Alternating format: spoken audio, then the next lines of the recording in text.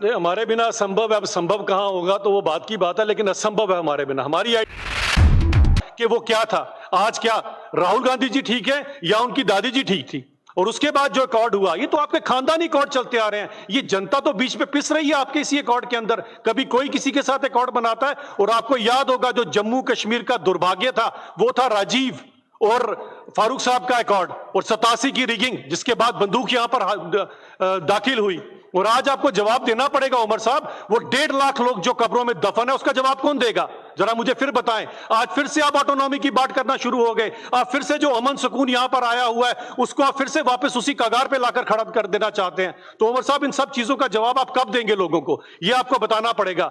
आज तो जिस हिसाब से आप ऑटोनॉमी की बात कर रहे हैं, 2.5 करोड़ से ज्यादा यहां पर सैलानी आए हैं। आप और राहुल गांधी जी क्या चाहते हैं? ये 2.5 करोड़ के सैलानी फिर से वीजा लेकर यहां पर आए, और जब वीजा लेकर यहां पर आएंगे तो क्या 2.5 भी पीछे रह जाएंगे? तो कहां जाएंगे जम्मू कश्मीर के लोग? कहां जाएंगे वो कश्मीर के लोग जिसने पिछले 5-10 सालों से जो कम से कम उनकी खुशहाली देखी है? ये किस तरह की राजनीति आज उमर साहब और राहुल गांधी जी कर रहे हैं? ये जम्मू कश्मीर की जनता आपसे जवाब मांगती है।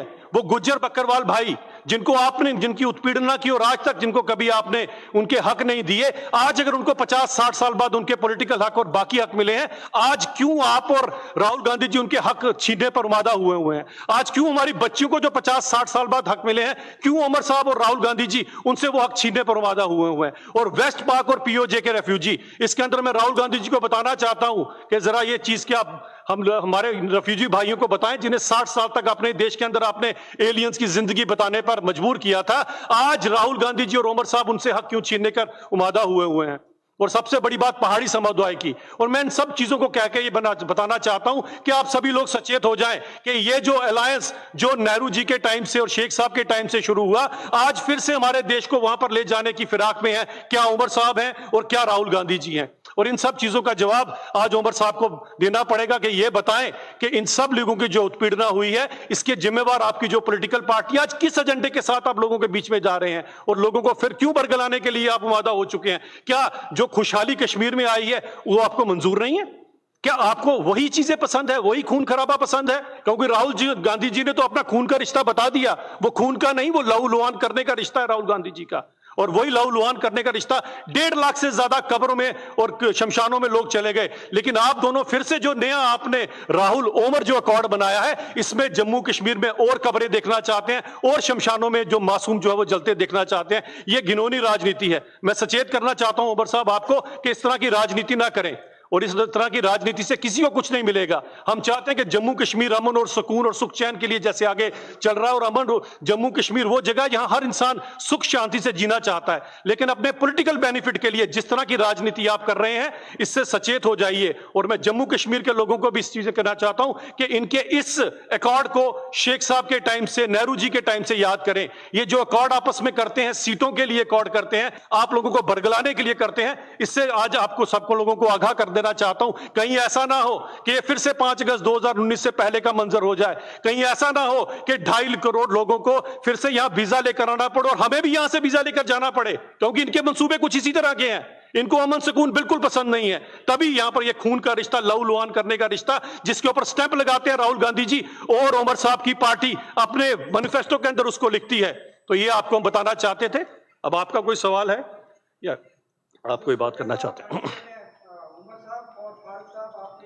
सरकार ने, भाजपा की सरकार ने जो मिनिस्टर रहे, आपने खुद इनके साथ जो है लाइन किया था। मैंने वो स्टार्टिंग में ही बोल दिया कि उमर साहब को उंगली पकड़ के चलना हम ही ने सिखाया था। हमने बताया, हम तो सभी को मंत्री भी रहे, बिल्कुल एनर्जी मिनिस्टर बनाया गया, सोलर एनर्जी का भारत साहब को। हम तो पूरी कोशिश करते हैं इस देश के जितने बासिंदे हैं सबके सब देश को आगे बढ़ाने के लिए हमारे साथ चलें, क्योंकि हमारे लिए सर्वप्रथम देश है, उसके बाद पार्टी और लास्ट में अपना आप होता है। हम तो पूरी कोशिश करते हैं। हमने हर जगह पे कोशिश की। अगर कोई वहां पर नहीं जाना चाहता, किसी के लिए अपने परिवार की राजनीति ज्यादा है, तो उसमें हम क्या कर सकते हैं? अभिषेक जी, एक सिंपल सा सवाल रहेगा मेरा। भारतीय जनता पार्टी सांबा डिस्ट्रिक्ट के प्रेसिडेंट ने कहा है कि अब भारतीय जनता पार्टी जो है वो शेख मोहम्मद अब्दुल्ला का दिखाया हुआ जो रास्ता था और विचारधारा थी, अब उस पर चलने लगी है। उस पर जरा जवाब देंगे?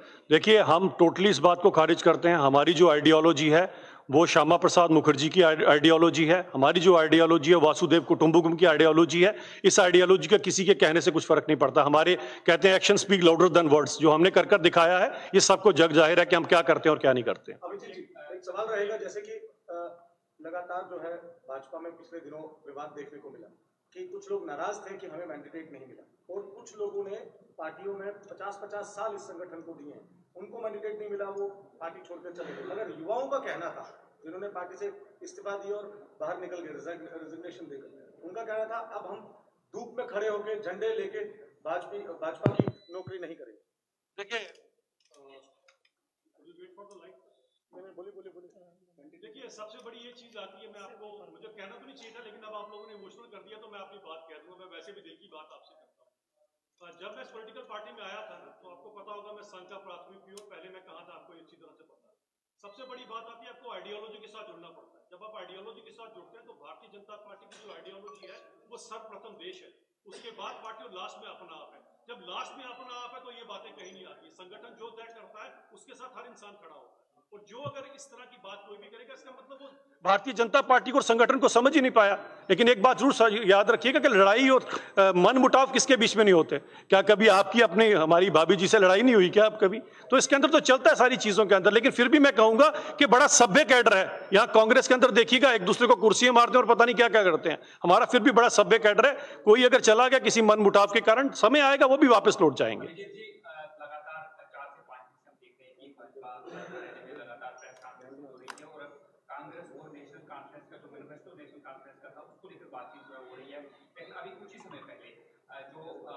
विधानसभा क्षेत्र है जहां पर राजीव शर्मा जी को टिकट दी गई और आज कम से कम 4 से 5 हजार लोग जो है वो स्थानीय लोग जो है जिसमें महिलाएं भी थी वो आए हैं, वो कह रहे हैं कि उम्मीदवार बदला जाए।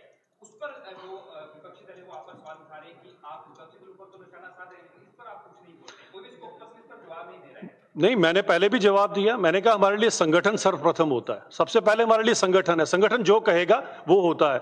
अब आपने बात की तो बताता हूं, जहां से मैं मूलतः जसरोटा से आता हूं वहां से तो मेरा भी नाम था, और मेरे साथ मेरे ही ब्रदर हैं वो राजीव जसरोटिया जी, उनका नाम था। रात को 1:30 बजे सबसे पहले मुबारक मैंने उनको दी है, और मैंने कहा भैया बताओ कहां चलना आपके साथ।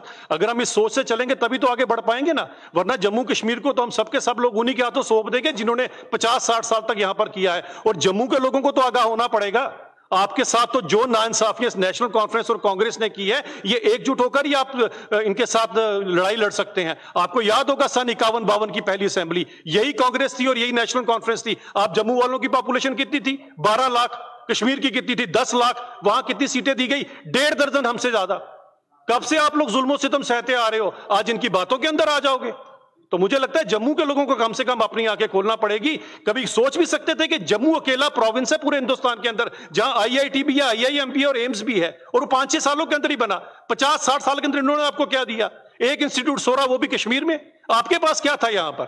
हम ये नहीं कहते कि केवल जम्मू, हमने कश्मीर में भी उतना विकास कराया है। कम से कम हम नेशनल कॉन्फ्रेंस और कांग्रेस की तरह एक आंख से नहीं देखते। जम्मू और कश्मीर हमारी 2 आंखों की तरह। लेकिन जम्मू के लोगों ने कितना कुछ सहा है इसके अगेंस्ट। सवाल सर यही है कि 8 से 10 लोग ऐसे हैं जिन पर आप निशाना साधते रहे, वो दूसरी पार्टी में थे, लेकिन अब वो भाजपा में है, उन्हीं को टिकट दी गई है। जब वो दूसरी पार्टी में थे तो वो गलत थे, लेकिन बीजेपी में आकर वो सही है। देखिए, विपक्षी दल इस पर भी सवाल उठा रहे हैं। देखिए, आइडियोलॉजी से जुड़ना बड़ा जरूरी होता है। अगर कोई आइडियोलॉजी से हमारे साथ जुड़ता है, हमारे साथ आता है, तो मोस्ट वेलकम। आप किसी पार्टी में जाते हैं सिर्फ अगर अपने लिए जा रहे हैं तो मैं उसमें कुछ नहीं कह सकता, लेकिन आइडियोलॉजी के साथ जुड़ना बड़ा इंपॉर्टेंट है। जो आइडियोलॉजी के साथ जुड़े हैं, और जब परिवार के अंदर कोई आ गया फिर वो बाहर का नहीं होता, वो अपने परिवार का होता है। अभिजीत जी, एक आखिरी सवाल मेरा रहेगा कि लगातार विपक्षी दल जो है निशाना साध रहा है भाजपा के ऊपर, और साफ तौर पर यही कह रहा है कि 2014 से जुमले भाजपा ने जम्मू कश्मीर की जनता को दिए हैं, सुनाए हैं, और आज तक किसी भी जुमले में वो खड़ी भी नहीं हुई। अरे बताएं, जुमले इनके हैं या हमारे हैं? 51-52 का मैंने आपको पहले बता दिया, 87 की रिगिंग मैंने इनकी बता दी आपको। उसके बाद सोचिए ऐसी कौन सी आपके पास जादू की छड़ी थी कि 10 साल आप कश्मीर के लोगों को, जम्मू के लोगों को छोड़कर लंदन चले गए और आके फिर से आपने सरकार बना ली। आज इनकी दिक्कत समझिए। दिक्कत इनकी ये है कि वो जमाना चला गया कि 5000 के वोटों से आप एमएलए बनेंगे, 10,000 के वोटों से मंत्री बनेंगे और 15,000 के वोटों से मुख्यमंत्री बनेंगे। आज तो लाखों वोट लेना पड़े हैं, तभी तो उमर साहब भी हार गए और महबूबा मुफ्ती साहब भी हार गई। यही तो है जमहूरियत। 3 टायर सिस्टम किसने रिस्टोर किया? हमने रिस्टोर किया। तो जुमले इनके हैं या हमारे हैं? जरा बताएं जरा। 2.5 लाख की बैकडोर अपॉइंटमेंट है पीडीपी के अंदर, तो रातों रात मामा भांजा जी केएस ऑफिसर बन गए और फिर खुद ही उमर साहब ने शोर मचाया तो नीचे उतारना पड़ा। तो रोशनी एक्ट के अंदर खुद के घर में रोशनी आ गई, किसी के घर में बल्ब तक नहीं पहुंचा। तो इतना कुछ आपने जुमले किए हैं। 60 साल बाद अब अनंतनाग के गांव में जाकर बिजली पहुंचना शुरू हुई है, अब पानी पहुंचना शुरू हुआ। तो जुमले किसके हैं? हमारे तो हाथ कंगन को आरसी क्या और प्रत्यक्ष को प्रमाण क्या भारतीय जनता पार्टी ने कर दिखाया है। लेकिन लोगों के बीच में मैं बात कहना चाहता हूं, अब्राहम लिंकन ने एक बार कहा था, कुछ लोगों को कुछ देर तक, बहुत सारे लोगों को बहुत देर तक, लेकिन हमेशा के लिए सबको बेवकूफ नहीं बनाया जा सकता। आज उमर साहब और राहुल गांधी फिर से आपको बेवकूफ बनाने के चक्कर में है, तो लोगों को सोचना पड़ेगा इसके ऊपर। पंडितों का कहना है कि इस बार भी हम नोटा दबाएंगे, क्योंकि पिछली बार भी लोकसभा चुनाव में उन्होंने काफी कश्मीरी पंडित विस्थापितों ने नोटा दबाया। आज हमने जब उनसे बात की, उन्होंने साफ तौर पर यही कहा कि अब हम नोटा दबाएंगे, क्योंकि हर एक पॉलिटिकल पार्टी ने हमें हमेशा से यूज किया। देखिए, सबसे बड़ी बात कश्मीरी पंडित समाज को मैं कहना चाहता हूं, आपके कश्मीरी हिंदू समाज को, कि आपके सबसे बड़े कोई गुनाहगार थे तो बीटा कराटे, शबीर शाह और यासीन मलिक जैसे लोग, ये 30-30 साल किनकी कुर्सियों के पीछे छुपे हुए थे? ये जरा उमर साहब जवाब दें या राहुल गांधी जवाब दें। आज वो कहां के कहां आपको नजर आए? सबको जेलों में भरा गया।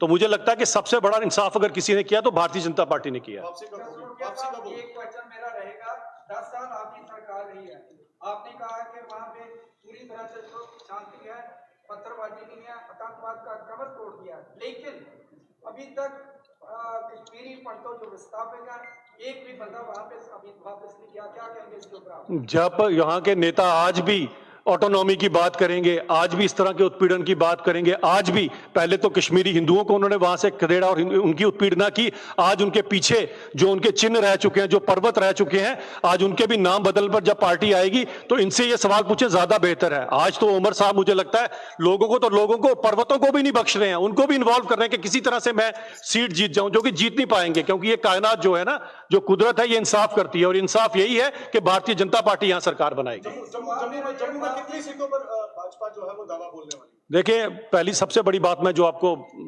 थोड़े में ही बता देता हूं कि भारतीय जनता पार्टी के बिना जम्मू कश्मीर की सरकार बनना असंभव है।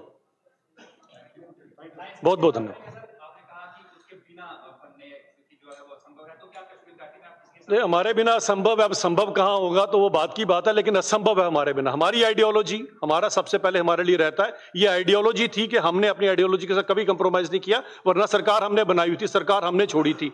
आपकी याद होगा 2003 और 4 के बीच में जो सरकार थी वो पीडीपी और कांग्रेस की थी। और जिस तरह से कश्मीरी पंडित जी की हिंदुओं की बात कर रहे हैं विनीत जी, तो 2003 नदी मार्ग में 24 कश्मीरी पंडितों को पॉइंट ब्लैंक पे भूना गया था, जिसमें 4 मासूम बच्चे थे। इन राहुल गांधी जी ने सरकार नहीं छोड़ी थी, अगर आपको याद होगा। और यही पॉलिटिकल पार्टीज उस समय हीलिंग टच खेल रही थी। वो हीलिंग टच किसके लिए था? टेररिस्टों के लिए था या इनके लिए था? तो इनके पास इतने सवाल हैं, इनके पास जवाब नहीं है कोई देने के लिए। तभी मैं एक चीज कहना चाहता हूं, यही कारण है कि उमर साहब कोई बहस नहीं करना चाहते। पूछते हैं तरुण चुग जी कौन है? अरे तरुण चुग जी अपने नाम से तरुण चुग बने हैं, उमर अब्दुल्ला के नाम से अब्दुल्ला हटा दो तो उमर साहब को शायद अपनी गली में कोई नहीं जानेगा। ये है न्यूज़ जम्मू नेटवर्क, आवाज आपके हक की।